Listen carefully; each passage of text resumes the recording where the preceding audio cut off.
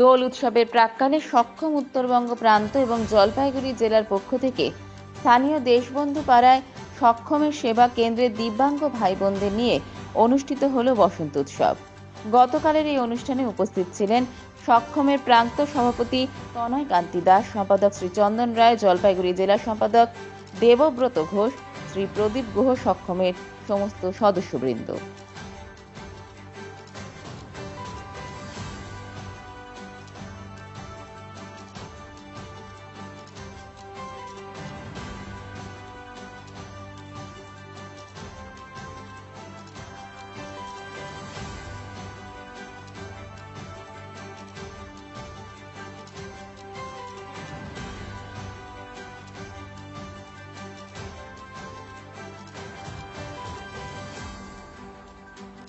আজকে সক্ষমের পক্ষ থেকে দিব্যাঙ্গ ভাই বোনদের নিয়ে একটা বসন্ত উৎসব পালন করা হলো।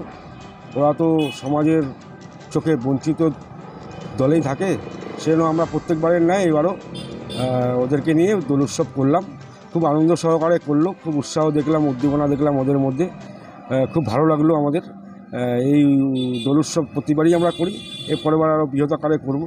এই বর্ষার জন্য এবার ছোটো আকারে করা হলো, এর পরের বার বড়ো আকারে করার চেষ্টা করব। আমাদের এখানে 50 জনের মতন পার্টিসিপেন্ট আসছিল। আমাদেরই ওরা শিক্ষার্থী, আমাদের কোচিং সেন্টারে কোচিং নেয়।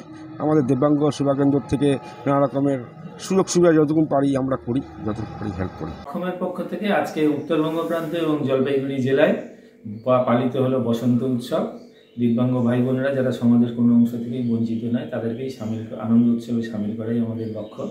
আমরা সারা বছর যে বিভিন্ন পরিষেবাগুলো দিয়ে থাকি বিনামূল্যে, আমাদের কোচিং সেন্টার, সামাজিক পরিষেবা বিভিন্ন আছে, তাদের ছাত্রছাত্রী এবং তাদের অভিভাবকদের নিয়ে আজকে দোল উৎসব পালন করা হলো সক্ষমের।